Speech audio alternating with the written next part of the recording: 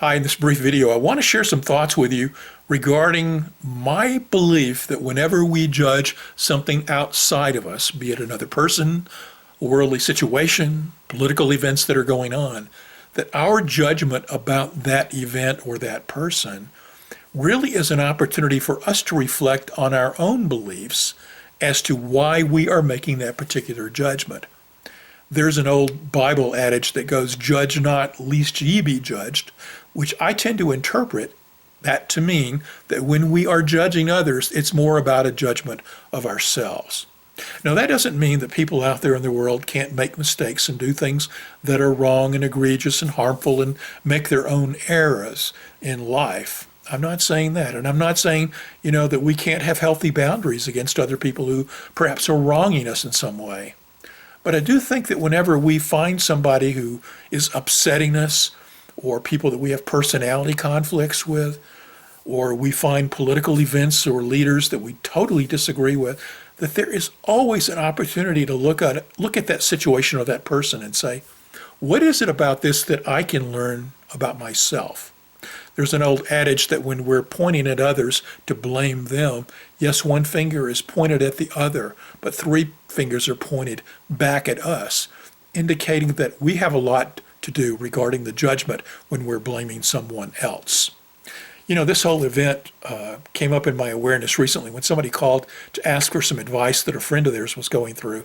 And the more I listened to the story, the more I realized that it was really just a personality conflict between the friend and somebody the friend knew. And they had gotten into a scenario where they distrusted or disliked or couldn't hear each other talking.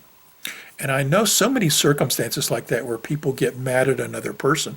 I've been in them myself. Get angry, they get angry, I get angry, or they get angrier, and we just ratchet up the anger level until it seems like we can't come to any kind of resolution to the situation. And of course, if you've been in one of these, you know that at some point, one of the two parties has to step in and say, wait, stop, this is not what I want.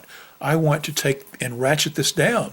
I want to bring more love rather than more harm into the circumstances. So whenever we have a conflict with another person, one of the things we need to stop and do is say, what is the most loving response here? What is the way in which I can best handle this particular circumstance to maintain the relationship, if I deem that important, to myself, or to ensure a more peaceful environment? Do I want to respond with anger and judgment and negativity, or do I want to respond with love and connectedness and a sense of compassion? Now, in some cases, maybe the most compassionate thing is to distance yourself from the person or circumstance, and that's fine. But in a case where you want to value the relationship and continue the relationship, sometimes that's not the best option.